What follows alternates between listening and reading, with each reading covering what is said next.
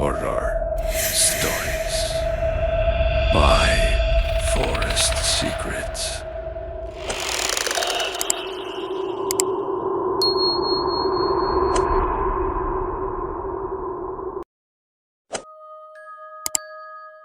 Pagmulat ng mga mata ko, malamig na hamog ang bumalot sa paligid. Wala na ako sa bahay namin.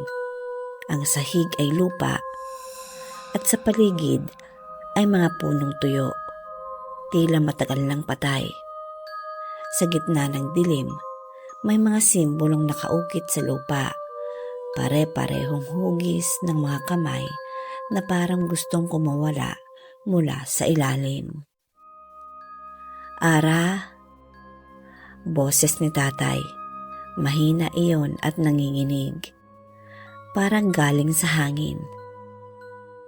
Lumingon ako pero wala akong nakita. Tinawag ko si tatay. Nanginginig ang boses ko na tinatanong kung nasaan siya. Sa halip na sagot, mga bulong ang narinig ko. Pamilyar iyon. Parehong tinig na bumabalot sa bahay noong gabing iyon. Mula sa bawat puno, tila may mga matang nakamasid, mapuputi, alamlam, at walang emosyon. Humakbang ako paatras, ngunit biglang sumakit ang tiyan ko. Matindi at parang may gumagalaw sa loob. Tila may gustong kumawala. Napasigaw ako at napaluhod sa lupa. Tinawag ko ang pangalan ng Diyos at sabi kong tulungan ako.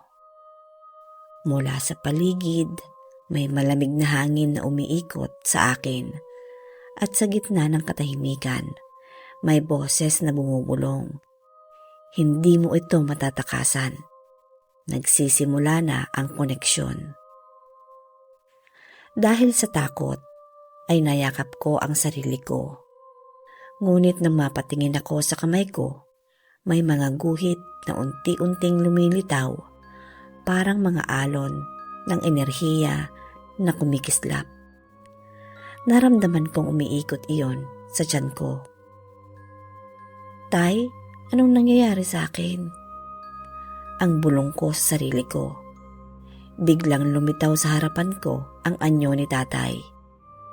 Hindi na siya mukhang tao. Ang mukha niya'y maputla at ang mata niya ay kumikislap na parang abo. Tinawag ni tatay ang pangalan ko. Mahinahon pero mabigat. Oras na para magising ang lakas na nasa loob mo. Ang bata mo. Ang bahagi ko ay yan.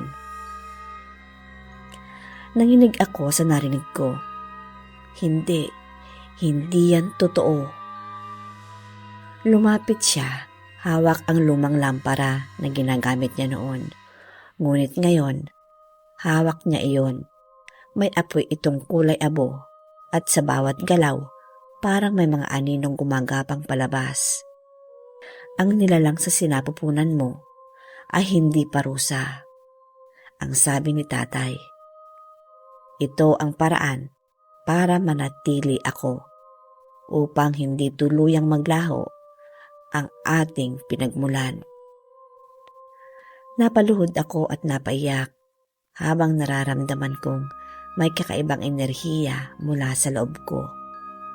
Parang may koneksyon na nabubuong mainit, ngunit malamig din.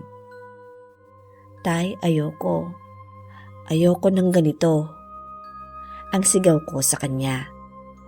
Ngunit sa halip na sagot, inilipat ni tatay ang kamay niya sa tiyan ko. Ang lamig ay parang yelo, ngunit kasabay ng init ay tila apoy. Hindi mo na kailangang matakot, anak. Sa sandaling maisilang mo siya, magigising ang lahat. Biglang lumiwanag ang paligid.